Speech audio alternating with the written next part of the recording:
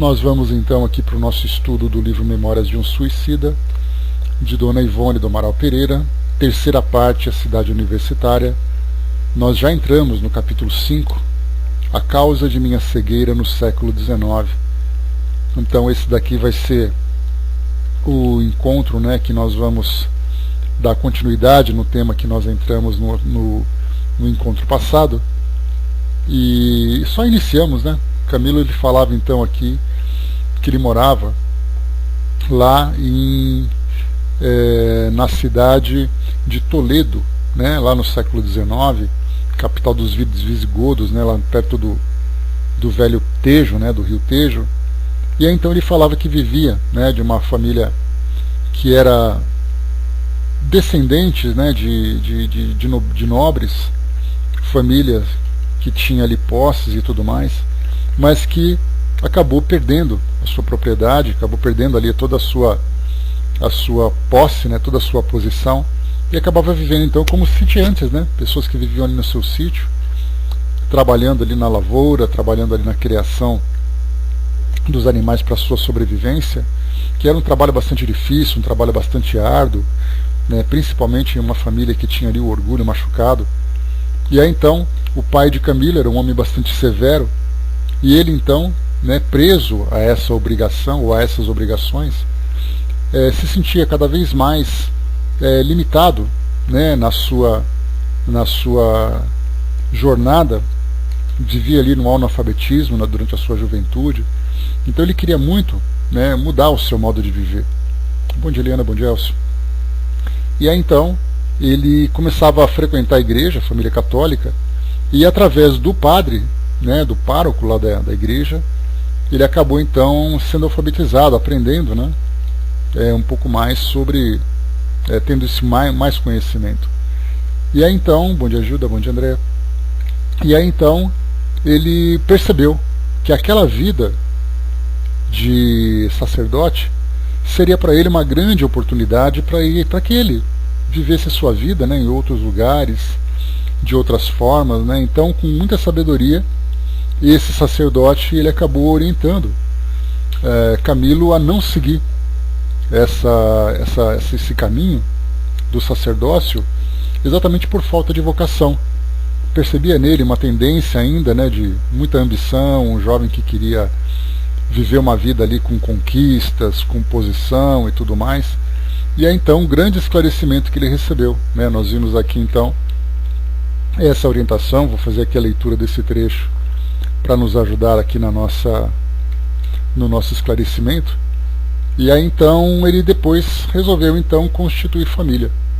Então foi nesse trecho que nós paramos. Vamos aqui então a indicação, né, a orientação que o padre trouxe para Camilo, né? Diz assim então: o Evangelho do Senhor, meu filho, rematou certa vez após um dos prudentes discursos em que costumava expor as graves responsabilidades que pesam sobre a consciência de um sacerdote, deverá ser servido com um inflamado amor ao bem, renúncias continuadas, durante as quais havemos de muitas vezes morrer para nós mesmos como para o mundo e suas paixões, com um trabalho sempre ativo, incansável, renovador, a bem alheio e para a glória da verdade, e que se destaque por legítima honestidade, espírito de independência e cooperação, sem nenhum personalismo, porquanto o servidor de Jesus deve dar-se incondicionalmente à causa, abstraindo-se das opiniões e vontades próprias, que nenhum valor poderão ter diante dos estatutos e das normas da sua doutrina. É caminho áspero, semeado de urzes e percalços, de ininterruptos testemunhos, sobre o qual o peregrino derramará lágrimas e se ferirá continuamente ao contato de desgostos cruciantes. As flores, só mais tarde ele as colherá, quando puder apresentar ao excelso senhor da vinha os preciosos talentos confiados ao seu zelo de servo obediente e prestimoso. Quem quiser servir a mim, foi ele próprio que sentenciou, renuncie a si mesmo, tome a sua cruz e siga-me. Fora daí, meu filho, apenas servirá o ambicioso ao regalo das ambições pessoais, afastando-se do Senhor com ações reprováveis, enquanto finge servi-lo. não tem vocações para a renúncia que se impõe frente a um honroso desempenho. Deixa-te ficar tranquilamente, servindo ao próximo com boa vontade como puderes, mesmo no seio da família, que não andarás mal. Não te sentes verdadeiramente submisso à palavra de comando daquele que se te deu em ser sacrifício nos braços da cruz? Não te precipites então, querendo arrostar responsabilidades tão grandiosas e pesadas que te poderão comprometer o futuro espiritual. Retorna, filho, às tuas obrigações de cidadão, porfiando no cumprimento dos deveres cotidianos, experimentando a cada passo a decência dos costumes. Volta à tua aldeia, apacenta teu gado, deixa-te permanecer isento de ambições precipitadas, que te será isso mais meritório do que atraiçoar um ministério para o qual não te encontras ainda preparado. Ara cuidadosamente a terra amiga, zelando alegremente pelo torrão que te serviu de berço, e espargindo em seu generoso seio as sementes pequeninas e fecundas, bem cedo compreenderás que Deus permanece contigo, porque verás suas bênçãos sempre renovadas nos frutos saborosos dos teus pomares, nas espigas loiras do trigo que alimentará a tua família toda, no leite criador que robusterá o corpo dos teus filhos. Cria antes o teu lar. Educa filhos no respeito a Deus, no culto da justiça, no desprendimento do amor ao próximo. Sê tu mesmo amigo de quantos te rodearem, sem esqueceres as tuas plantações aos animais amigos, que te servem tão bem como teus próprios servos, que tudo isso é sacerdócio sublime, é serviço santificante do Senhor da vinha. Essa então foi a orientação passada pelo sacerdote, pelo padre amigo lá de Camilo, trazendo para ele exatamente essa responsabilidade que é viver em função desse sacrifício, em benefício do próximo, em benefício da mensagem do plano espiritual. Diz aqui depois para nós: a ideia dos esposais substituiu com rapidez as antigas aspirações, impressionando-me os conselhos do digno servo do Evangelho, que me calaram fortemente. Afoito e apaixonado, entreguei-me ao nobre anelo com grandes arrebatamentos do coração, passando a preparar-me satisfeito para a sua consecução. Dada, porém, a situação melindrosa em que me colocara na casa paterna, desarmonizado com o gênio do meu genitor e a pobreza desconcertante que me tolhia as ações, mantive em segredo os projetos de consórcio elaborados carinhosamente pelo coração, que perdidamente se enamorara.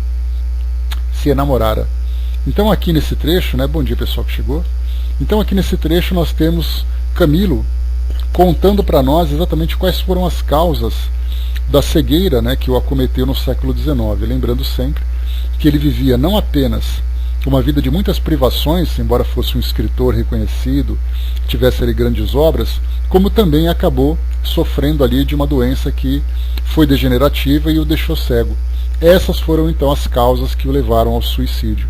E ele conta para nós qual foi a história que precedeu essa última encarnação para fazer com que ele vivesse essa experiência tão dolorosa, tão amarga, que trouxe também essas consequências tão graves para ele. Diz aqui para nós então, já no estudo de hoje: dentre as numerosas moçoilas que alindavam nossa aldeia com a graça dos atrativos pessoais e as prendas morais que lhe eram recomendações inesquecíveis, destaquei uma, sobrinha de minha mãe, a qual havia muito admirava, sem contudo ousar externar sequer a mim mesmo os ardores que me avivavam o peito ao avistá-la e com ela falar. Chamava-se Maria Magda.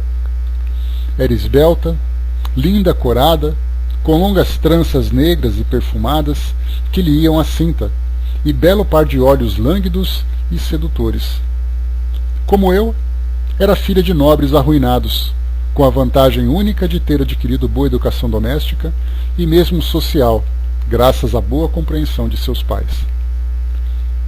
Passei a requestá-la com ardor, muito enamorado desde o início do romance, tal como seria lógico em um caráter violento e revel. Senti-me correspondido, não suspeitando que somente a solidão de uma aldeia isolada, entre os arrebaldes tristes de Toledo, onde escasseava a rapaziada galante, criara a oportunidade por meus sonhos considerada irresistível. Amei a jovem Magda com indomável fervor, em suas mãos depositando meu destino. De bom grado ter-me-ia para sempre refugiado na lenidade de um lar honradamente constituído, pondo em prática os ditames do generoso conselheiro. A adversidade, no entanto, rodeava-me os passos, arrastando ao meu encontro tentações fortes nos trabalhos dos testemunhos inadiáveis, tentações das quais me não pude livrar, devido a meu gênio que me infelicitava o caráter, a insubmissão do orgulho ferido, como a revolta que desde o berço predominava em minhas atitudes à frente de um desgosto ou de uma simples contrariedade. Então mostrava aqui o temperamento forte que ele tinha, que qualquer motivo que o desagradasse já o levava ao desequilíbrio. Maria Magda, com quem secretamente eu concertara a aliança matrimonial para a ocasião propícia, preteriam-me por um jovem madrileno, primo de meu pai, adepto oculto da reforma, que visitara nossa humilde mansão, conosco passando a temporada estival. Trata-se de guapo militar de 25 anos, a quem muito bem assentavam os cabelos longos, os bigodes luzidios e aprumados, como bom cavalheiro da guarda real que era. A espada de copos reluzentes como ouro, as luvas de camurça, a capa oscilante e bem cheirosa, que lhe dava ares de herói. Chamava-se Jacinto de Ornella e Ruiz, e acreditava-se, ou realmente era, conde provinciano, herdeiro de boas terras e boa fortuna. Entre sua figura reconhecidamente elegante, as vantagens financeiras que arrastava e a minha sombra rústica de lavrador bisonho e paupérrimo, não seria difícil a escolha por uma jovem que não atingira ainda as 20 primaveras. Jacinto de Ornelas não voltou sozinho à sua mansão de Madrid. Maria Magda concordou em ligar seu destino ao dele pelos vínculos sagrados do matrimônio, deixando a aldeia, afastando-se para sempre de mim, risonha e feliz, prevalecendo-se para a traição infligida aos meus sentimentos de dignidade do segredo dos nossos projetos, porquanto nossos pais tudo ignoravam a nosso respeito, enquanto eu, humilhado, o coração a sangrar insuportáveis torturas morais, tive desde então o futuro irremediavelmente comprometido para aquela existência, falindo nos motivos para que me reencarnei, ouvidando conselhos e advertências de abnegados amigos, em vista da inconformidade e da revolta que eram o apanágio de minha personalidade. Então já começa ali, né? Inconformidade e revolta. Isso se destacava então na personalidade de Camilo. Jurei ódio eterno a ambos. Rancoroso e despeitado, desejei-lhes toda sorte de desgraças, enquanto projetos de vingança compeliam minha mente a sugestões contumazes de maldade, tornando-me a existência no inferno sem bálsamos, num deserto de esperanças. Minha aldeia tornou-se-me odiosa. Por toda parte por onde transitasse, era como se defrontasse com a imagem graciosa de Magda, com suas tranças negras boiçolando ao longo do corpo. A saudade inconsolável apoucava-me o ser, humilhando-me profundamente. Envergonhava-me ante a população local pela traição de que fora vítima. Supunha-me ridicularizado, apontado por antigos companheiros de folguedos, acreditando girar o meu nome em torno de comentários chistosos, pois muitos havia que descobriam meu segredo. Perdi a atração pelo trabalho, o campo se me tornou intolerável por humilhar-me ante a recordação do faceiro aspecto do rival que me arrebatara os sonhos de noivado. Em vão, compassivos amigos aconselhavam-me a escolher outra companheira, a fim de associá-la ao meu destino, advertindo-me de que o fato que tão profundamente me atingira seria coisa vulgar na vida de qualquer homem menos rigoroso e irracível. Ardente e exageradamente sentimental, porém, aboli o matrimônio de minhas aspirações, encerrando no coração revoltado a saudade do curto romance que me tornara desditoso. Então sussurraram novamente ao meu raciocínio as antigas tendências para o sacerdócio.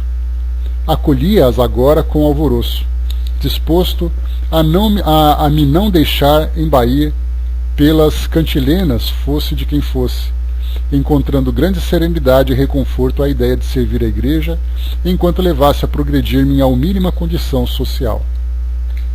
Não seria certamente difícil.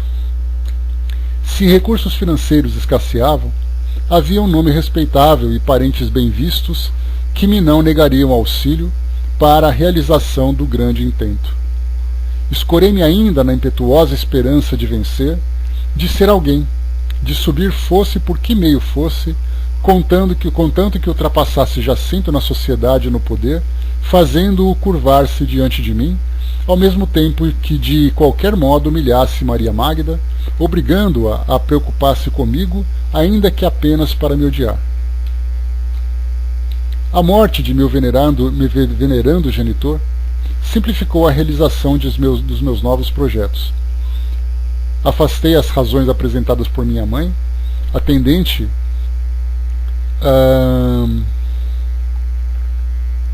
a me deterem, na direção da propriedade, substituindo o braço forte que se fora. Inquietação insupitável desvairava em meus dias. Ideias ominosas firmavam em meu cérebro um estado permanente de agitação e angústia, estabelecendo-se um complexo em meu ser, difícil de solucionar no percurso de apenas uma existência. Seguidamente presa de pesadelos alucinatórios, sonhava noites a fio que meu velho pai, assim outros amigos falecidos, voltavam do túmulo a fim de me aconselharem a deter-me à pretensão adotada com vistas ao futuro, preferindo o consórcio honesto com alguma de minhas companheiras de infância, pois era esse o caminho mais digno a facultar-me tranquilidade de consciência e ventura certa. Mas o ressentimento por Magda, incompatibilizando-me com novas tentativas sentimentais, desfazia rapidamente as impressões tentadas a meu favor pelos veneráveis amigos espirituais que desejavam impedir praticasse eu novos e deploráveis deslizes frente à lei da providência. Fiz-me sacerdote com grande facilidade. Então aqui nesse trecho ele fala para nós exatamente os caminhos que ele seguiu, as motivações que ele teve, as escolhas que foram feitas, e o objetivo então que ele conseguiu alcançar. Tem um livro, estou pegando aqui, chama Memórias e Confissões. É um romance mediúnico que eu li já há bastante tempo, chama Memórias e Confissões, a saga de um espírito convertido. Conta exatamente a história de um jovem, como eu comentei com vocês no nosso encontro anterior, de um jovem que tinha sido encaminhado pelo pai para ser sacerdote, enquanto o irmão havia sido encaminhado para o exército, porque, como nós comentamos, naquela época era muito importante para as famílias terem representantes nessas duas instituições, na igreja e na força armada daqueles países da Europa. Então, nesse caso, esse jovem que trouxe para nós essa história nesse livro, a saga de um espírito convertido, Memórias e Confissões, ele foi então forçado, ele não queria ir para a igreja. E quando ele foi, então, ele foi molestado sexualmente, ele foi corrompido.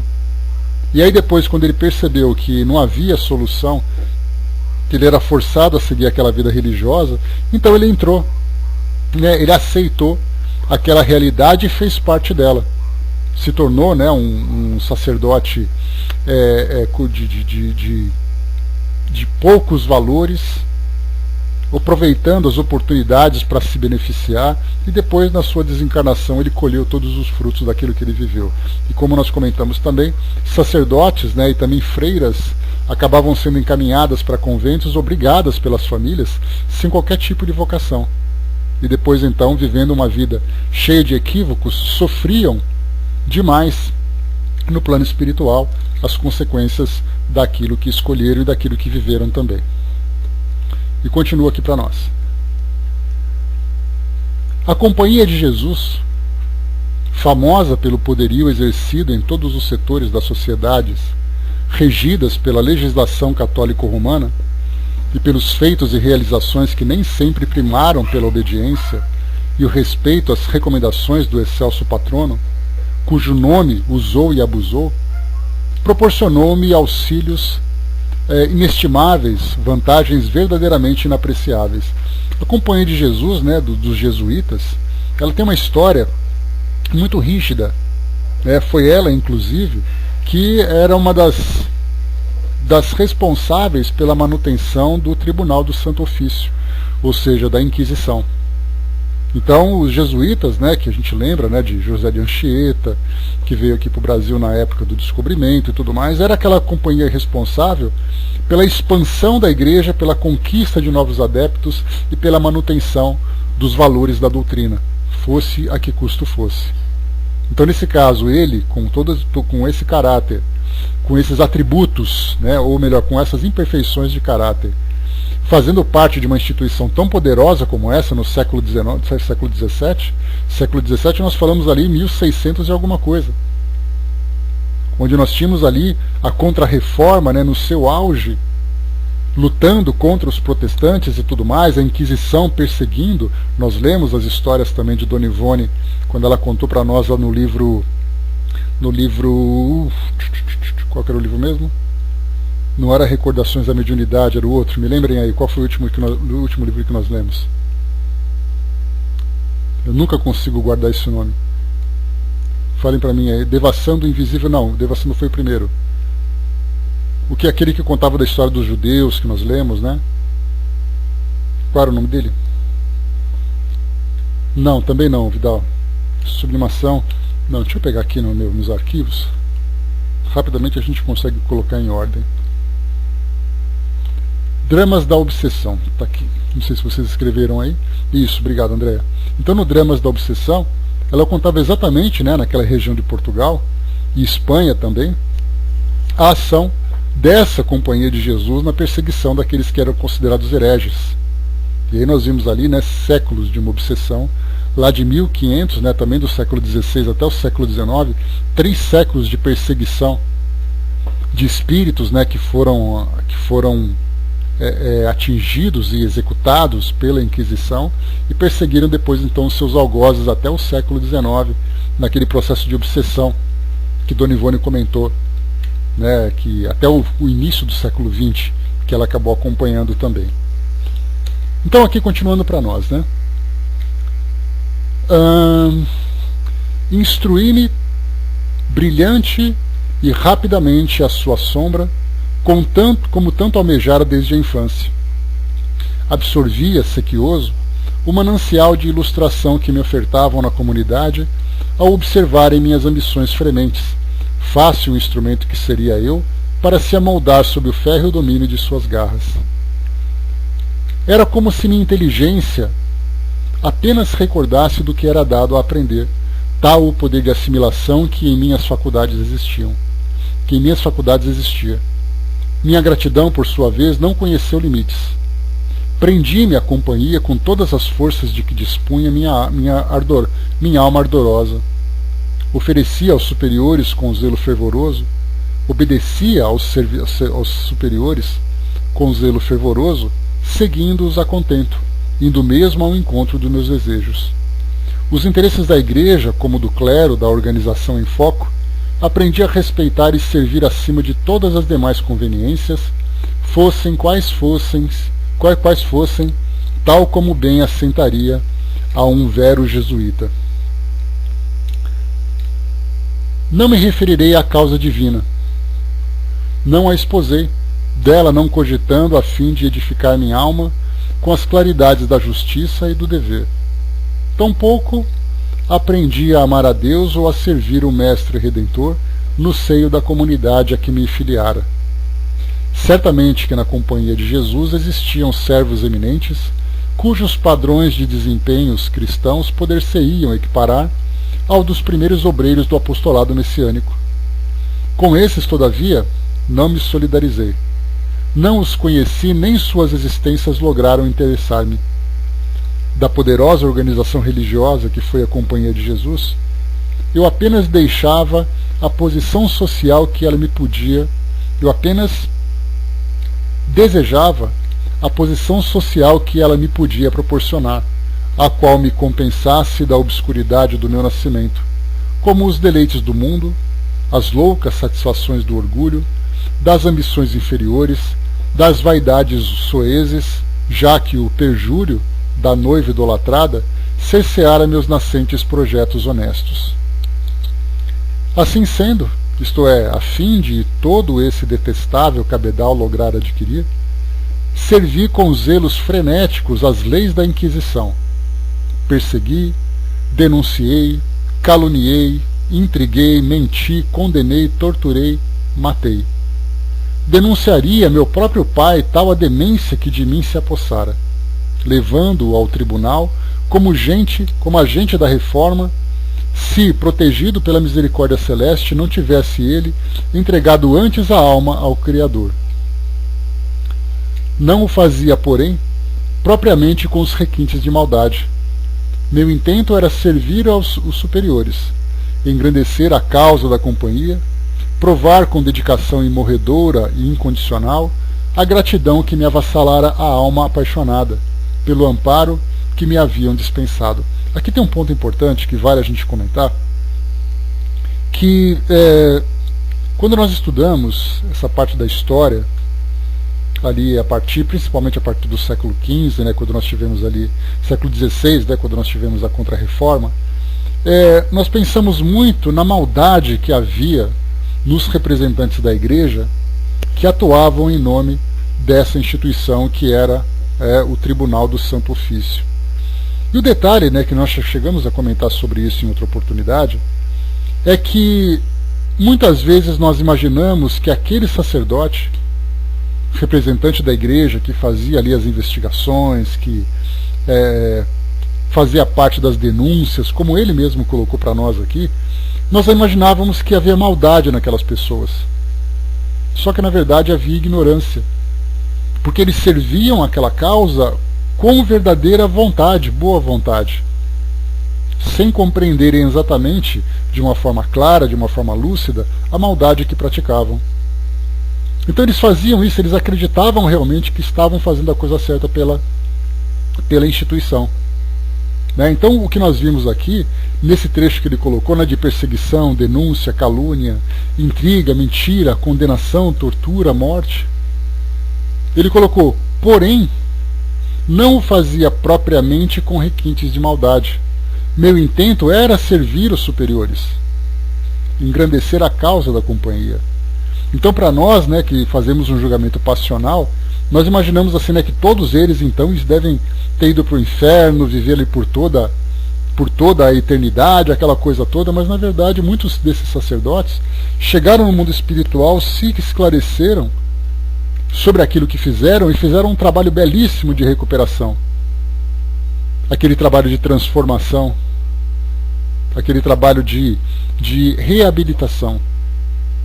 Então, na verdade, o que nós vemos ali é que muitas atitudes que hoje nós vemos como algo sendo fruto da maldade, na verdade era fruto da ignorância, fruto da ingenuidade. Havia, sem dúvida nenhuma, aqueles que desejavam manter esse poder, tinham então essa ambição de serem poderosos, de terem nas mãos os destinos das pessoas. Certamente aqueles que o faziam por esse intento, sem dúvida nenhuma, respondiam de uma forma bastante dolorosa, que é o que nós vemos nos filmes hoje, Só que o que nós vemos, na verdade, são sempre os vilões. Nós pegamos, por exemplo, o cardeal Richelieu, lá da história dos Três Mosquiteiros. Nós pegamos outro que era um papa daqui, um cardeal dali. Então, sempre nos filmes são retratados os vilões. Mas nós não vemos, por exemplo, aqueles que erravam simplesmente por serem ignorantes com relação à verdadeira doutrina. Diz para nós aqui então: fui eu mesmo vítima da mesma instituição, porque reconhecendo-me submisso, penhorado pelos favores recebidos, exploravam os chefes maiorais tais sentimentos, induzindo-me à prática de crimes abomináveis, certos da minha impossibilidade de ter vigestação. Se, ao invés desta, eu optasse por alguma comunidade franciscana, ter-me-ia certamente educado, transformando-me numa alma de crente incapaz de práticas danosas. Então nós temos ali as várias ordens, né, dos franciscanos, dos jesuítas, né, dentre outras, cada uma tendo uma função dentro da instituição. Diz aqui ainda, só para a gente poder fazer uma comparação dentro da nossa realidade atual, o Papa Francisco, né, hoje o máximo representante da Igreja, ele é franciscano. Daí então ele optou pelo nome Francisco. Já o Bento XVI, ele era o chefe daquela instituição que foi chamada então de Inquisição. Ele era jesuíta. Então nós temos assim a personalidade, a postura dos dois, né? Duas instituições, aliás, duas instituições sendo representadas no nosso mundo atual. Diz aqui ainda para nós, pelo menos ter-me-ia habituado à honradez dos costumes, ao respeito ao nome do Criador, ao interesse pelas desgraças alheias, pensando em remediá-las. A companhia de Jesus, no entanto, malgrado o nome excelso do qual se valeu a fim de inspirar-se, converteu-me em réprobo, uma vez que me aliciei justamente ao departamento psicossocial que tantos abusos cometeu no seio das sociedades e em nome da religião. Durante muito tempo esqueci aqueles que me haviam atraiçoado. Não os procurei. Não me importou o destino que tinham tomado. A verdade é que se transferiram para a Holanda, onde Jacinto de Ornelas se incumbira de certa missão militar. Mas um dia, o acaso me pôs novamente na presença deles. Havia-se passado 15 anos longos que sua execrada visita à mansão de meus pais convertera meu coração sentimental em fornalha de ódios. Os deveres profissionais que o tinham afastado da pátria agora o faziam retornar gozando de excelente conceito até mesmo nas antecâmeras reais, desfrutando invejável posição social. Aqui só para lembrar, né, eu estava lendo aqui ao mesmo tempo e processando a informação, né? O Papa Bento XVI, ele então era líder daquela instituição chamada Congregação da Doutrina da Fé, que foi o novo nome dado para o Tribunal do Santo Ofício. Então ele acabou mudando de nome a instituição, mas obviamente também mudando a atitude, né, já que a sociedade atual já não tolerava mais aquele tipo de comportamento, mas continuava então sendo jesuítas, né, continuam sendo jesuítas até hoje. Então vamos lá, continuando aqui, só para complementar aquela informação, senão eu não ia dormir hoje se eu não lembrasse esse nome. Diz aqui então para nós, encontrou então, né, os deveres profissionais que o tinham afastado da pátria agora o faziam retornar gozando de excelente conceito até mesmo nas antecâmeras reais, desfrutando invejável posição social. Ao vê-lo, obrigado a apertar-lhe a mão em certa cerimônia religiosa, fi-lo como a um estranho, sentindo, não obstante, que o coração fremia em meu peito, enquanto a antiga rivalidade, as doloridas angústias experimentadas no passado, fervilhavam tumultuosas à sua vista, prevenindo-me de que, se o sentimento de amor por Maria Magda desaparecera, sufocando-me na vergonha do perjúrio indigno, no entanto a chaga aberta então sangrava ainda, clamando por desaforras e represálias. Procurei observar a vida de tão odiado varão. Seus passos de adepto da reforma, ou seja, né, ele era então protestante, né, que seriam, né, pelas transformações que o tempo foi realizando, né, os evangélicos dos tempos atuais.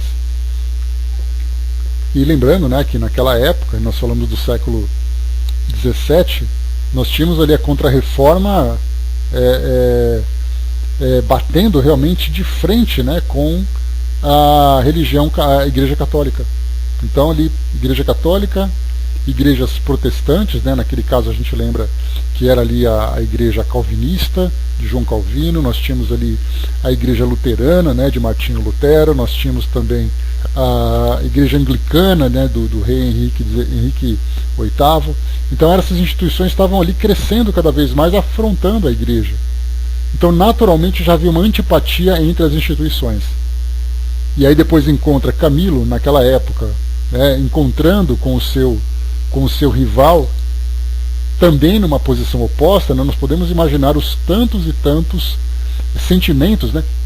Mais que isso ainda, Tico-Teco, porque os partidos políticos, eles trazem uma ideologia política muito diferente da fé, porque a fé, ela traz uma paixão muito mais profunda e muito mais ardorosa. Então naquela época nós podemos imaginar que era assim um ódio muito mais aflorado, né? Uma rivalidade muito mais clara e patente. Principalmente naquele período, né? Onde nós tínhamos ali perseguições, mortes e tantas outras ações. Então quando se fala em religião, a gente já chegou a tratar desse assunto, as paixões se tornam muito mais afloradas. Então muito mais intensa do que os partidos políticos. Vamos lá.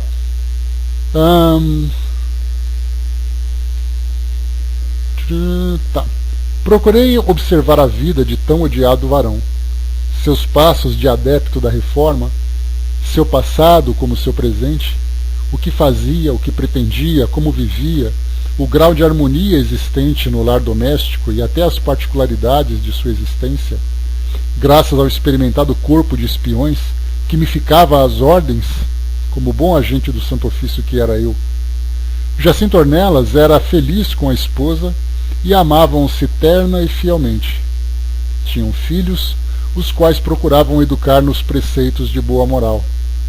Maria Magda, dama formosa e cortejada, que se impunha na sociedade por virtudes inatacáveis, apresentava a beleza altiva e digna das suas 33 primaveras, e desorientado, enlouquecido por 1000 projetos nefastos e degradantes, ao vê-la pela primeira vez, depois de tantos anos de ausência, senti que não a esquecera como a princípio supusera, que a amava ainda para a desventura de todos nós. A antiga paixão, a custo sopitada pelo tempo, irrompeu porventura ainda mais ardente desde que comecei a vê-la novamente. Todas as semanas, praticando ofícios religiosos numa das igrejas da nossa diocese, como boa católica que desejava parecer, a fim de ocultar as verdadeiras inclinações reformistas que animavam a família toda. Desejei atraí-la e cativar. Agora, as atenções amorosas negadas outrora, e sob a pressão de tal intento, visitei-a oferecendo préstimos e me desfazendo em amabilidades. Não o consegui, todavia, não obstante as visitas se sucederem. Recrudesceu em meu seio o furor sentimental, compreendendo-me totalmente esquecido, tal como a erupção inesperada e violenta de um vulcão adormecido, desde séculos. Tentei cativá-la ternamente, rojando-me em 1000 atitudes servis, apaixonadas e humilhantes. Resistiu-me com dignidade, provando astuto desinteresse pelo afeto que lhe depunha aos pés, como também pelas vantagens sociais que eu lhe poderia oferecer. Experimentei suborná-la, levando-a a compreender o poder de que dispunha, a força que o hábito da companhia me proporcionava no mundo todo, o acervo de favores que lhe poderia prestar, e ao marido até mesmo garantias para exercer a sua fé religiosa, pois eu saberia protegê-los contra as repressões da lei, desde que concordassem em aquecer aos meus ansiosos projetos de amor.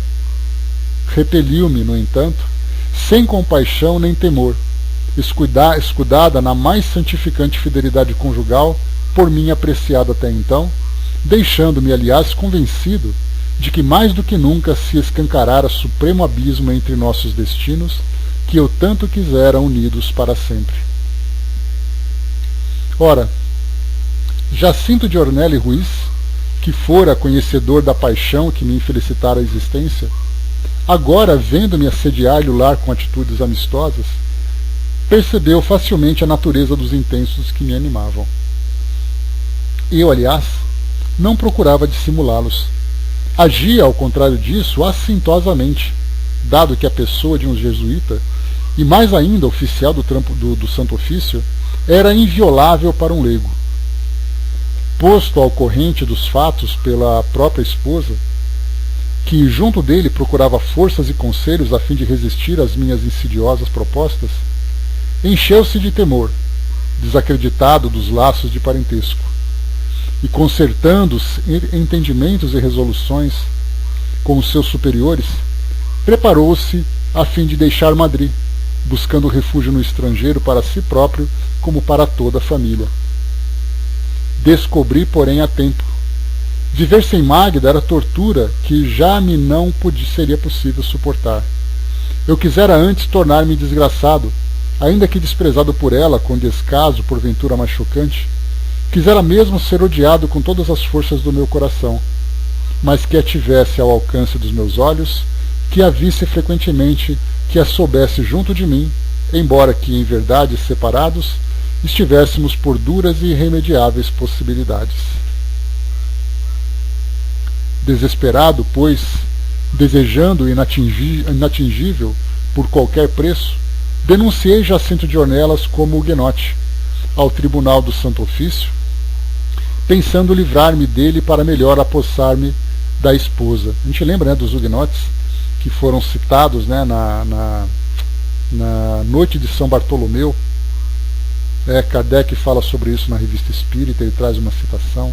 Romances também já foram escritos sobre essa fatídica noite, em que nós tivemos ali uma perseguição, né, dos huguenotes contra católicos, católicos agredindo huguenotes e tudo mais, né, e acabou virando depois aquela triste cena, né, com muitas e muitas mortes. A descrição, por exemplo, daquela época, era que as pessoas caminhavam pelas ruas, lá da França, se eu não me engano, e nós tínhamos ali então corpos boiando nos rios, corpos jogados nas ruas, né, de tamanha a carnificina que aconteceu. Vamos lá. Provei com fatos a denúncia, livros heréticos em relação à Virgem Mãe, que sempre foram armas terríveis nas mãos dos denunciantes para perderem vítimas das suas perseguições. Espantalhos fabricados, não raramente pelos próprios que ofereciam a denúncia, farta correspondência comprometedora com luteranos da Alemanha, inteligências com adeptos dispersos pelo país inteiro como pela França, sua ausência sistemática no confessionário, os próprios nomes dos filhos que lembravam a Alemanha e a Inglaterra, mas não a Espanha, e cujos registros de batismo não pôde apresentar, alegando haverem sido realizadas na Holanda as importantes cerimônias. Tudo provei, não porém com zelo à causa da religião que eu pudesse considerar digna de respeito, mas para me vingar do desprezo que, pelo amor dele, Maria Magda me devotava. Exato, né, Zé? A gente lembra nessa história do rio Sena ali, todo vermelho de sangue. Foi assim, né? Acho que por mais criativos, né, que fossem os escritores, né, os descritores daquela época, que traziam essa descrição, né, eles não conseguiam representar a realidade, de tão dolorosa que foi. Diz ainda: tudo provei, né, não porém por zelo à causa da religião que eu pudesse considerar digna de respeito, mas para me vingar do desprezo que, por amor dele, Maria Magda me votava.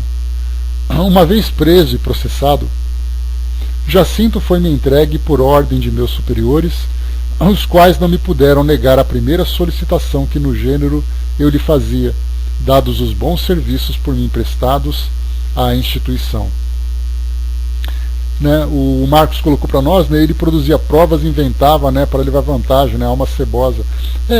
Hoje ele traz para nós, né, essa descrição da história que ele vivenciou, já equilibrado, né, capaz de olhar para trás, né, capaz de de relatar a própria experiência que ele vivenciou. Mas na época, certamente, né, entre uma encarnação e outra, houve ali muito constrangimento, muito sofrimento. Não tenhamos dúvida disso. A Sandra perguntou, né, se Joana d'Arc foi morta pela Inquisição. Sim, né, aquela punição que ela sofreu, ela foi queimada numa fogueira, ela foi julgada, condenada. Inclusive nós temos hoje documentários que foram... filmes documentários que foram produzidos contando um pouquinho da história. Né, são filmes antigos, inclusive. Eu mesmo tenho um filme em preto e branco, de ali acho que 30 minutos, que conta um pouquinho da história dela. Isso virou filme também. Luc Besson, né, que é um diretor francês, se eu não me engano, ele contou também a história dela, né, usando ali a Mila Jovovich, né, que é a atriz representando, né. Então ela foi denunciada por ouvir vozes, aquela coisa toda, né, de ouvir ali espíritos falando que eram demônios e coisa e tal. Então ela foi torturada, ela foi ali pressionada e tudo mais, depois ela foi executada. Aí tempos depois, né, alguns poucos séculos depois, ela foi então canonizada pela igreja. E ela foi inclusive, né, ela virou tema de um livro que foi psicografado, que eu não me lembro quem é o autor, quem era o médium, né, mas há uma psicografia dela. Kardec inclusive fala dessa psicografia, se eu não me engano, na Revista Espírita, né. Então ela foi uma das vítimas da própria Inquisição. Continuando, vamos lá.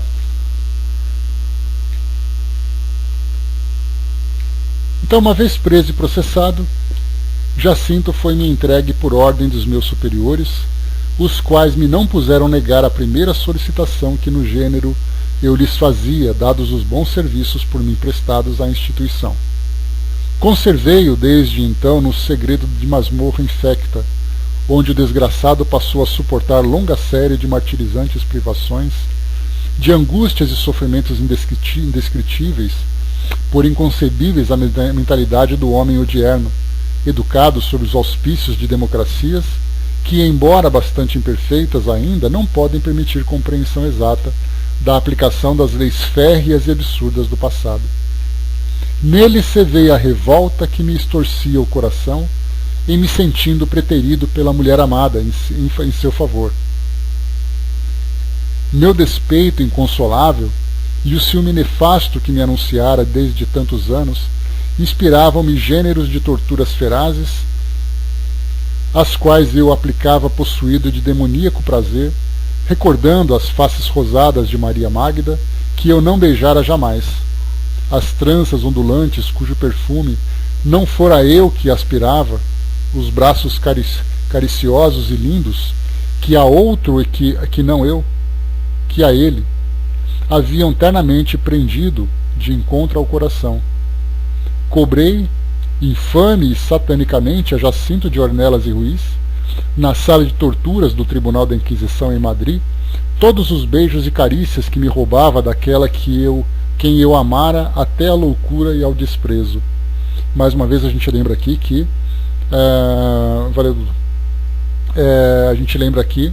que o Tribunal do Santo Ofício da Espanha era ali o mais temido, né, o mais agressivo, né, essa mesma história, mais uma vez, nós contamos ali no Dramas da Obsessão. Então nós temos ali algo extremamente agressivo, né, Leon Denis, né, obrigado Angelina, eu pensei no Leon Denis, mas me faltou essa certeza, essa convicção. Então Joana d'Arc, né, tem o livro então psicografado por ele. Então assim, o Tribunal do Santo Ofício da Espanha, né, inclusive a própria doutrina espírita, também foi vítima desse tribunal, né? Basta a gente lembrar do Auto de Barcelona, que Kardec descreve, né, com detalhes lá na Revista Espírita, inclusive, trazendo detalhes, né, da ata, quem eram os participantes e tudo mais.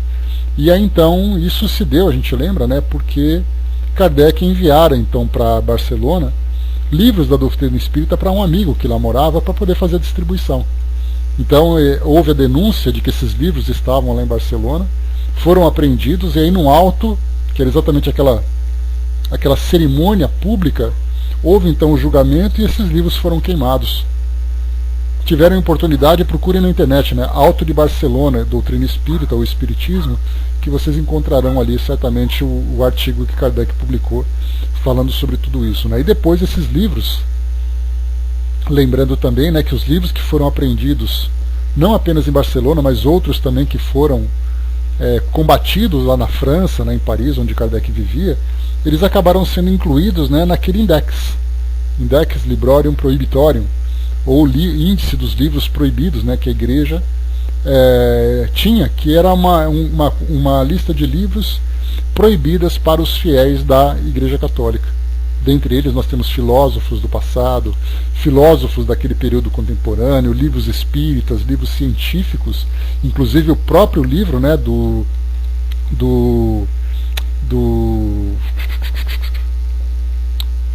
da evolução das espécies de Charles Darwin, também estava lá, porque ele falava de uma heresia, dizendo que o homem poderia descender do macaco, né, dada a transformação, a evolução das espécies. Então livros assim dessa categoria foram listados por esse Tribunal do Santo Ofício, né? A Didima lembrou aqui, né, em Obras Póstumas tem uma descrição desse alto, né? Então tem na Revista Espírita também, Didima, que eu acho que está até um pouco mais detalhado lá, porque Kardec acho que coloca detalhes, né, da preparação, da organização daquilo tudo, né? Vamos lá então. Tá. Fiz que lhe arrancassem as unhas e os dentes, que lhe fraturassem os dedos e deslocassem os pulsos, que lhe queimassem a sola dos pés até as chagas, mas lentamente e pacientemente com lâminas aquecidas sobre as brasas, que lhe açoitassem as carnes, retalhando-as a tudo a pretexto de salvá-lo do inferno por haver anamatizado, obrigando-o a confissões de supostas conspirações contra a Igreja, sob cujo nome me acobertei para a prática de vilezas. Presa de enlouquecedoras inquietações, Magda procurou-me. Né? Aqui só para lembrar essa descrição de tortura. Recentemente nós tivemos uma minissérie que foi produzida, né? São apenas 3 capítulos, né? O nome dela, deixa eu pegar aqui. O nome dela é... só um instantinho que eu já passo para vocês. Chama Gunpowder, né? Essa é uma série que conta sobre aquela conspiração que houve na Inglaterra, né, para matar o rei, de colocar aquela bomba embaixo do parlamento, né? Aquela história bastante antiga, no século XVI, se eu não me engano. E ali mostra então que aqueles conspiradores contra o rei, que eram católicos, que eram protestantes, mas que eram perseguidos, né, pelos católicos que eram católicos, mas que eram perseguidos pelos anglicanos lá na Inglaterra. Aí mostrava então essas câmaras de tortura, né, tudo aquilo que eles faziam para arrancar diversos depoimentos, diversos relatos, né, para falar sobre essa conspiração contra o rei e contra a própria instituição religiosa também, né? Ou seja, cenas absolutamente bizarras, e tic-teco, cada maldade na sua época, né? Aquela época, sem dúvida nenhuma, era uma época, não vou dizer que era talvez uma das épocas mais primitivas da humanidade, porque a gente sabe que a humanidade vai evoluindo, mas era uma maldade institucional. Exatamente porque nós tínhamos ali uma instituição que disseminava esse pavor, que tinha perseguição, que fazia tudo aquilo de uma forma oficial. Então certamente aquela foi uma época que muitos de nós conhecemos, mas com a graça de Deus nós não nos lembramos. Nós nos esquecemos dela, né? Agora cabe a nós então, sabendo que nós também fizemos parte dessa história, seja como vilões, seja como vítimas, entre aspas, né, fazer diferente no presente, né, para disseminar o bem. Porque o mal nós já conhecemos, o bem é o que é mais difícil. Então, presa de enlouquecedoras inquietações, Magda procurou-me. Suplicou-me por entre lágrimas trégua e compaixão. Lembrou-me de sua qualidade de parente próximo, como a qualidade de Jacinto, também parente. Os dias longínquos da infância encantadora, desfrutados no doce convívio campestre, entre as alegrias e o lar doméstico, protegido ambos pela intimidade de quase irmãos, cínico e cruel? Respondi-lhe, interrogando se fora pensando em todos aqueles detalhes inefáveis de nossa juventude que consigo mesma, ou certamente com Jacinto, consertara a traição abominável que me infligira. Falou-me dos filhos, que ficariam à mercê de duríssimas consequências, com o pai acusado pelo Santo Ofício. E ainda mais, se viesse ele a morrer em vista do encarceramento prolongado, concluindo por suplicar, banhada em pranto, a vida e a liberdade do marido, como também a minha proteção, a fim de se refugiarem na Inglaterra. Falei então, após lançar-lhe em rosto o odioso fel que extravasava de minha alma, vendo-a à mercê de minhas resoluções. Terás de retorno teu marido, Maria Magda, mas sob uma condição, da qual não abrirei mão jamais. Entrega-te, sê minha, consente em aliar tua existência à minha, ainda que ocultamente, e te restituirei sem mais incomodá-lo. Relutou a desgraçada ainda durante alguns dias. Todos os arrazoados de uma dama virtuosa, fiel à consciência e aos deveres que lhe são próprios, poderia conceber a fim de eximir-se à prevaricação, minha antiga noiva apresentou a minha sanha de conquistador desalmado e inescrupuloso, por entre lágrimas e súplicas, no intuito de demover-me da resolução indigna. Mas eu me fizera irredutível e bárbaro, tal como ela própria, quando outrora lhe suplicara, desesperado ao me reconhecer abandonado, que se amerceasse de mim, não atraiçoando meu amor a benefício de Jacinto. Aquela mulher que eu tanto amara, que teria feito de mim o esposo escravo e humilde, tornara-me feroz com o perjuro em favor do outro. Levantavam-se então das profundezas do meu ser psíquico as remotas tendências maléficas que em Jerusalém, no ano de 33, me fizeram condenar Jesus de Nazaré em favor da liberdade do bandoleiro Barrabás. Aliás, vocês se lembram, né, que ele conta também lá no início que a vida dele, então, ele fez aquele retrospecto, se vendo na época de Jesus como sendo ali um indivíduo, né, que morava naquela região. Ele não tinha um braço, né, ele tinha ali uma vida muito difícil, e ele tinha ali um verdadeiro ódio por judeus. Ele tinha vindo de outra região, morava por ali, então ele denunciava, caluniava também, naquela época, né, naquele momento de votar pela liberdade de Jesus ou de Barrabás, feito ali, né, pelo governador daquela região. Ele então optou por Barrabás. E Jesus então foi condenado, né, por dentre outros tantos, pelo voto dele. E então ele acabou se lembrando disso tudo. Diz aqui para nós: aliás, existia muito de capricho e vaidade nas atitudes que me levavam a desejar a ruína de Magda. E enquanto o casal execrado sofria o drama pungente que o homem moderno não compreende senão através do colorido da lenda, eu me rejubilava com a satisfação de vencê-la, despedaçando-lhe a felicidade que incomodava meu orgulho ferido. Tipo, até colocou, né, o único que protestou sem matar alguém foi Kardec. Não, são vários outros, né, pacificadores, né, ou pacifistas que nós encontramos no mundo, daqueles que agiram, né, de um modo digno, em benefício da paz, em benefício do amor, né. Coloca Kardec, basta a gente lembrar, por exemplo, da grande revolução que o próprio Francisco de Assis acabou realizando no seu tempo, né, sendo ali um jovem de uma família nobre, né, o pai dele era comerciante, então ele foi para a guerra para poder ali desfrutar dos prazeres e da posição social que aquela ação oferecia a ele. Depois ele voltou, então se converteu. Então são vários pacificadores que nós encontramos dentro e fora da igreja, né? Kardec certamente foi um deles, né, usando ali o conhecimento, né, uma inteligência privilegiada para poder trazer para nós esse conhecimento que nós temos hoje.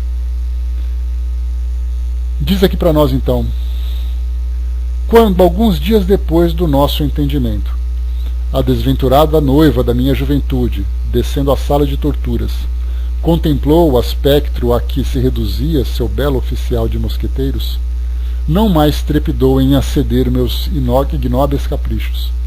Eu a conduzira até ali propositadamente, a título de visitá-lo, observando a sua relutância, que sua relutância ameaçava prolongar-se. Para suavizar os sofrimentos do marido, furtando as torturas diárias que o extenuavam, a fim de conservar aquela vida que para ela preciosa, sobre todos os demais bens, e a qual minha sanha assassina ameaçava exterminar, a infeliz esposa curvou-se ao algoz, imolou-se para que seu sacrifício resultasse a libertação, a vida do pai de seus filhos muito queridos. Não obstante, meu despeito exasperou-se com o triunfo, pois mais do que nunca a reconheci-me execrado. Eu pretendera convencer Magda a associar-me para sempre ao meu destino, embora lhe concedendo o retorno do esposo. Ela, porém, que se sacrificara às minhas exigências, intentando salvar-lhe a vida, não pudera ocultar o desprezo, o ódio que a minha desgraçada pessoa lhe inspirava, o que finalmente me provocou o cansaço e a revolta.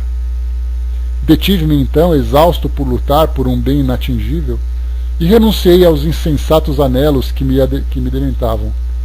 Mas ainda assim, sinistra vindita engendrou-se em meu cérebro, inspirado pelos poderes do mal, a qual, realizada com requinte da mais detestável atrocidade, que pôde afluir das profundezas de um coração tarjado de inveja, de despeito, de ciúme, de todos os vis testemunhos da inferioridade em que se refocila, deu causa às desgraças que há 3 séculos me perseguem o espírito como sombra sinistra de mim mesmo, projetada sobre meu destino, desgraças que os séculos futuros ainda contemplarão em seus dolorosos epílogos.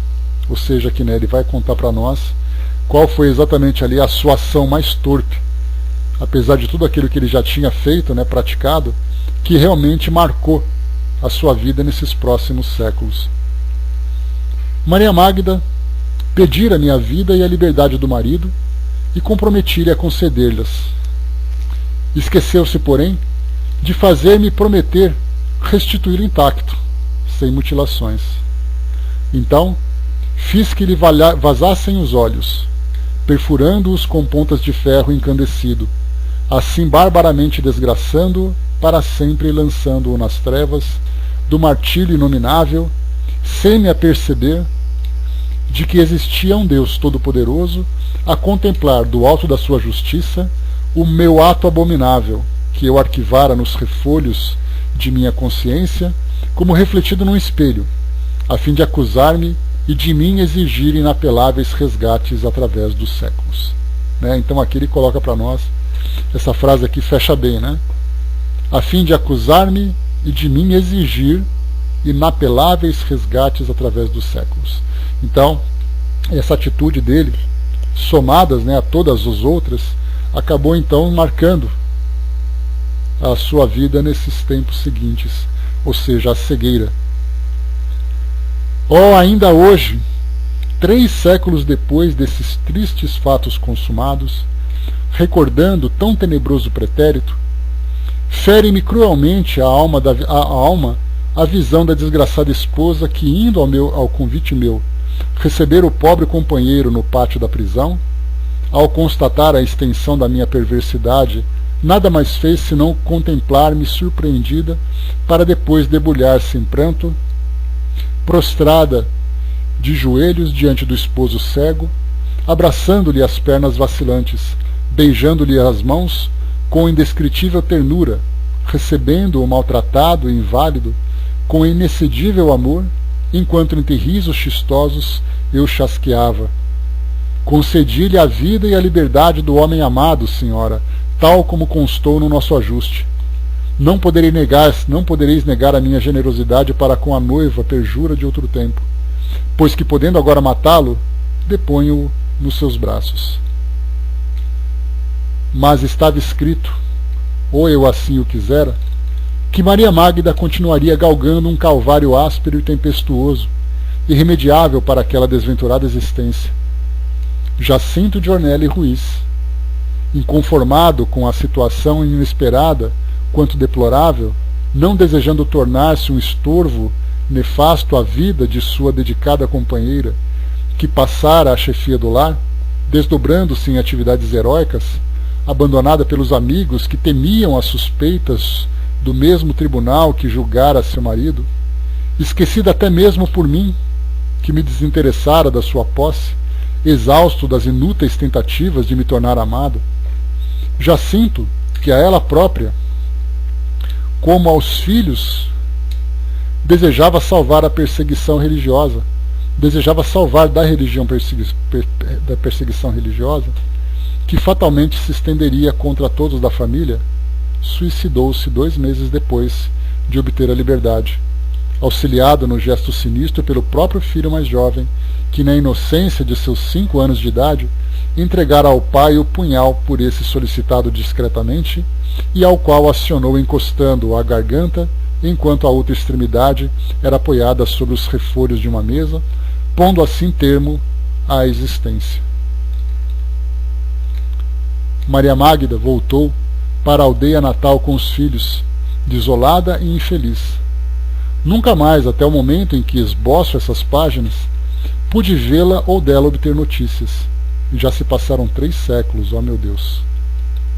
O arrependimento não tardou a iniciar vigorosa ação em meu amesquinhado ser. Nunca mais, desde então, logrei tranquilidade sequer para conciliar o sono.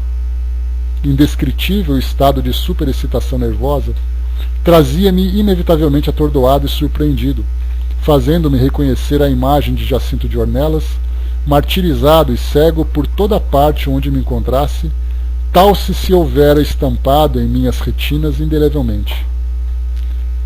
Posso mesmo asseverar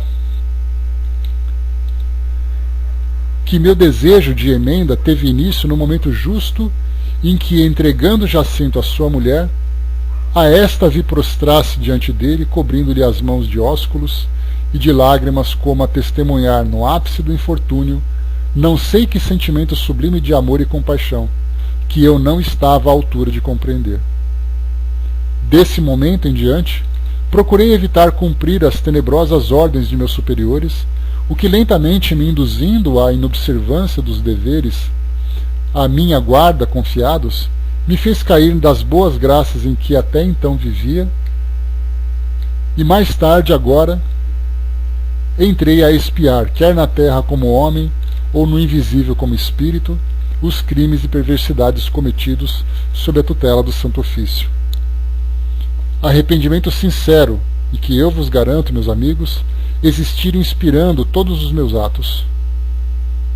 Há-me encorajado a enfrentar situações de todos os matizes do infortúnio, contanto que de minha consciência se apagar venha a nódoa vexatória de que tenha prevalecido do nome augusto do divino crucificado para a prática de ações criminosas.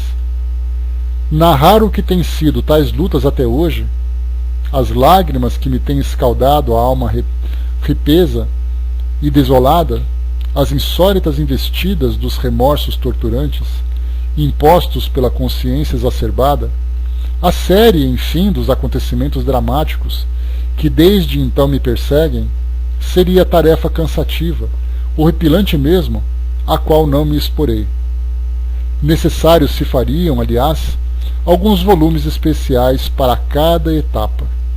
Então, o que ele conta para nós, né, aqui, é o que ele viveu depois do suicídio, né, nesses 16 anos, né, que ele se encontra no plano espiritual após o suicídio. Mas o que ele coloca aqui também é que todas as lutas que ele teve desde aquela época até aquele presente dele, nesses 3 séculos, seriam detalhes que não valeria a pena descrever, né, como ele colocou para nós, porque seria não apenas cansativo, né, mas até mesmo constrangedor. Por isso ele coloca, né, que seria horripilante, a qual não me exporei, porque o que nós vemos de Camilo no mundo espiritual foi após o suicídio. Nós não conhecemos a história, por exemplo, daquele indivíduo que viveu no século XVII, que depois desencarnou e ficou no plano espiritual sofrendo todas as torturas da consciência. Essa parte da história a gente não conhece, e pelo que a gente vê aqui também não vai ser conhecida. até hoje, para finalizarmos o nosso estudo de hoje. Deixa eu ver aqui. Exatamente, né? É o causa e efeito, plantar e colher, todos nós temos essa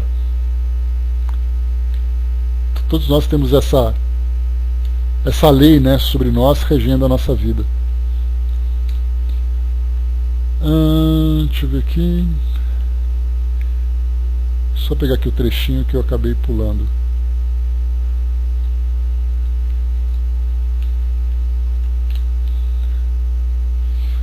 Só um instantinho.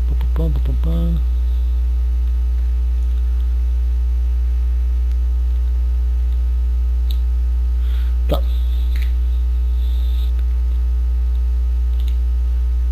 Posso mesmo asseverar, só lendo aqui um trechinho anterior, que meu desejo de emenda teve início no momento justo em que, entregando Jacinto à sua mulher, a esta vi prostrar-se diante dele, cobrindo-lhe as mãos de ósculos e de lágrimas, como a testemunhar, no ápice do infortúnio, não sei que sentimento sublime de amor e compaixão que eu não estava à altura de compreender. Deixa eu ver aqui uma coisinha. Aqui eu já tinha lido, né? Tá, então tá aqui colocando, né? Necessários se fariam, aliás, alguns volumes especiais para cada etapa, né, contando a sua história. Até que na segunda metade do século XIX, eu me preparei, só então, para a última fase das expiações inalienáveis, a cegueira. Ou seja, no século XIX, ele se preparou para a cegueira, contando que tudo aquilo que já tinha sido expiado anteriormente. Cumpria-me perder, de qualquer modo, a vista, impossibilitar-me, por essa forma, de garantir a subsistência própria, privar-me do trabalho honroso, a fim de aceitar o auxílio, tanto mais vexatório e humilhante, para o desmedido orgulho que ainda não pude exterminar do meu caráter revel, quanto mais compassivo e terno fosse. Desbaratar ideias, desejos, ambições, contemplando ao mesmo tempo ruírem fragorosamente meus valores morais e intelectuais, minha posição social, para aceitar a escuridão inalterável com meus olhos apagados para sempre. Mas também me cumpria fazê-lo resignada e dignamente, testemunhando pesares pelas selvagens ações contra o rival de outrora, como atestando respeito e provando íntimas homenagens àquele mesmo Jesus, cuja memória foi por mim ultrajada tantas vezes. Todos vós sabeis da fraqueza que me assaltou ao reconhecer-me cego. Não tive absolutamente forças para o terrível testemunho na hora culminante da minha reabilitação. Ó justiça imanente do Criador, que nos deixa entregues às nossas próprias responsabilidades, a fim de que nos punamos ou nos glorifiquemos através do enredamento e sequência, fatídicos ou brilhantes, das ações que cometemos pelo desenrolar das sucessivas existências. O mesmo horror que Jacinto de Ornelas sentiu pela cegueira senti também eu, 3 séculos depois, ao perceber que perdera a luz dos olhos. As atormentações morais, as angústias, as humilhações insofríveis, o desespero inconsolável ao se ver à mercê das trevas e que levaram aquele desgraçado ao funesto ato do suicídio, também em meu ser se acumularam com tão dominadora efervescência que limitei o gesto, tornando-me em 1890 suicídio como ele fora em meado do século XV. Tudo isso foi acontecido assim. Certo, errado ou discutível, assim foi que aconteceu, e tal como foi, é que me cumpriria relatar. Da tessitura desse enredo pavoroso, compreender-se-á que a lei suprema do Criador me imporia como expiação cometer suicídio para sofrer as consequências? Essa é uma pergunta importante que ele faz. Tawakkal, bom dia. Porque é aquela história, né? Ele fez alguém cometer suicídio, ele provocou a cegueira, então ele teria que passar pelas mesmas dores, teoricamente, porque nós pensamos na lei de causa e efeito como mera punidora, uma instituição que vai punir olho por olho, dente por dente, olho por olho literalmente. Mas o suicídio nesse caso, jamais alguém reencarna com a missão de cometer um crime, seja contra si mesmo, seja contra outra pessoa. Porque ele foi assassinado, então ele vai encontrar com alguém que tem a missão de assassiná-lo. Então a lei de causa e efeito, ela traz para nós ali detalhes e particularidades que nós ainda não compreendemos. Porque muitas vezes o indivíduo tem ali o compromisso que assumiu de uma forma dolorosa, desencarnar de uma forma violenta, mas o escândalo, a gente sabe, é necessário, mas ai daquele por quem o escândalo vem. Então ele pergunta, da tessitura desse enredo pavoroso, compreender-se-á que a suprema lei do Criador me imporia como expiação cometer o suicídio para sofrer-lhe as consequências? Absolutamente não. A suprema lei, cujos dispositivos se firmaram na supremacia do amor, da fraternidade, do bem, da justiça, como do dever de toda essa esteira luminosa, de que suas gloriosas consequências, e que ao mesmo tempo previne contra todas as possibilidades de desarmonização e heterogeneidade, com suas sublimes vibrações, não estabeleceria, como lei, jamais a infração máxima por ela mesma condenada. O que se passou comigo foi antes o efeito lógico de uma causa por mim criada, a revelia da soberana lei, da lei soberana e harmoniosa que rege o universo. Com ela desarmonizado, enredando-me em complexos cada vez mais deprimentes através das escabrosidades perpetradas nos sucessivos ligamentos das existências corporais, fatalmente chegaria ao desastre máximo, tal bloco de rocha que se precipitado do alto da montanha, rola rápido e inapelavelmente até o fundo do abismo. E a fatalidade é essa criação nossa, gerada pelos nossos erros e inconsequências através das idades e do tempo. Que tu me acredites ou não, leitor, não destruirás as linhas da verdade palidamente exposta nessas páginas. A triste história da humanidade, com seus carregamentos e desgraças, que tão bem conheceis, aí está, diariamente afirmando exemplos idênticos ao que eu acabo de apresentar. Então nós finalizamos por aqui esse nosso capítulo número 5, a causa de minha cegueira no século XIX. A gente conseguiu, porque era só relato mesmo, né? Então a gente conseguiu avançar e fazer aqui a leitura do capítulo completo. Então nós finalizamos por aqui e a gente vai então para o capítulo 6, no nosso próximo encontro, o elemento feminino. Né? Então vai falar um pouquinho sobre a presença dos espíritos, né, nessa personalidade feminina, estando ali presentes naquela instituição. O detalhe que a gente lembra também, né, que dessa história que ele contou, né, ele trouxe para nós o seu relato a partir do seu ponto de vista. Ele não encontrou então, né, com aquela que foi sua noiva, não comentou sobre, né, o nosso personagem aqui, né, o Jacinto de Ornelas, também não contou a história dele, porque nós teríamos ali um outro livro. Então o que nós percebemos é que as nossas vidas, elas formam na verdade uma grande trama.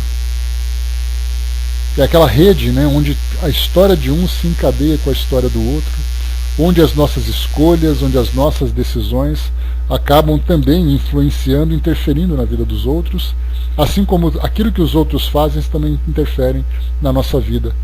Então esse tipo de visão é algo que hoje nós estamos percebendo, aprendendo, compreendendo sobre essa realidade da vida espiritual. Sabendo que o nosso destino não é apenas o nosso destino.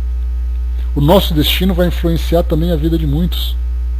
E essa interferência negativa que eventualmente aconteça vai trazer para nós um preço. que depois vai ter que ser quitado, né? Um débito, uma dívida que vai ser quitada, assim como também os bônus daquilo que nós fazemos, os méritos, também influenciando positivamente a vida dos outros, vai se reverter para nós numa resposta positiva. Como lembra o Chico, né? O bem que nós fazemos será o nosso advogado onde quer que nós estejamos. Então sabemos que estamos aqui no meio de uma sociedade, no meio de uma família, em que o nosso papel é importante não apenas para nós, mas para aqueles que estão à nossa volta, faz com que a gente reflita profundamente sobre os nossos atos. Se nós não tivermos essa consciência, nós continuaremos ainda semeando, né, as dores, semeando a angústia, e vamos colher isso no nosso futuro. Então nós vamos, na verdade, perpetuando essas mesmas dores durante esse tempo todo.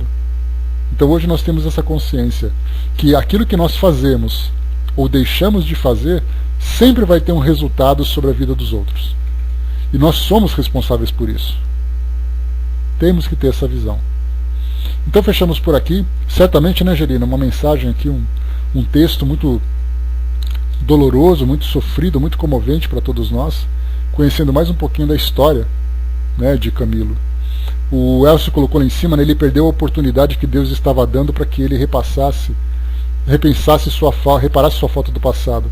Ele fez mau uso do livre-arbítrio, né? Até mesmo, né, o Elcio, se a gente pensar na história dele, que ele era de uma família decadente, né, de uma família nobre e decadente, até mesmo essa decadência tem a sua história. Então se a gente ficasse puxando, a gente sempre encontraria uma história que levaria a essas situações. Assim como a nossa própria história, né, a nossa vida que nós vivemos hoje, ela tem ali a sua história. Se nós voltarmos para o passado a gente vai cada vez mais. E olha, Marcos, que esse é apenas um capítulo que nós lemos desse livro. Nós temos livros que trazem ali histórias completas sobre tudo isso, né? Então, aquilo que ele vivenciou acabou levando a essa condição, né? A André colocou também, né, até porque não sabemos a história anterior de Jacinto. De qualquer forma é muito triste, certamente também. Ser submetido àquilo tudo, né, também tem ali história. Então é uma trama, né, aquela rede de vidas e rede de histórias, né, que vão se conectando. E aí então a gente fica pensando, né, qual é o nosso papel, que é o que mais importa. Quem garante que não estávamos lá também? Estávamos, certamente. Algumas vezes ele tendo o papel de protagonistas, outras vezes tendo o papel extremamente simples, mas que nos dá também a possibilidade do nosso próprio livre-arbítrio, né? O Tic Teco lembrou, nesses dramas nos ajudam a entender a mecânica da vida. Esse, na verdade, Tic Teco, é um dos grandes papéis desses romances mediúnicos que nós lemos hoje. Tendo ali aqueles que são apaixonados, tendo aqueles que são completamente resistentes a eles, quando nós lemos essas histórias, e esse foi um dos motivos que nós trouxemos os livros de Dona Ivone para fazer essas leituras, e que nós vamos agora também ler o livro Voltei, que já está breve, aí chegando o início dele, que nós vamos começar, de Frederico Figner.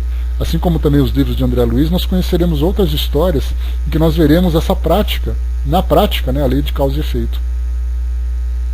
As reencarnações, a vida de cada um, o livre-arbítrio, enfim, tudo aquilo que diz respeito a essa mecânica da vida. Então estamos ali agora ilustrando tudo aquilo que nós lemos na doutrina até agora. E por isso também nós lemos lá no livro Céu e Inferno todas aquelas histórias e aqueles depoimentos. Né? Muita coisa bacana para a gente poder estudar. Então é isso, pessoal. Fechando por aqui o nosso estudo de hoje. O próximo encontro, então, nós vamos falar o elemento feminino, capítulo 6, aqui na página 313. Já então, né, lembrando que nós temos 342 páginas. Faltam ali 29 páginas para finalizarmos o nosso livro. Né, já está deixando saudade já, porque a gente já viu o desfecho dessa história. Então, fechando por aqui, pessoal, o nosso encontro de hoje.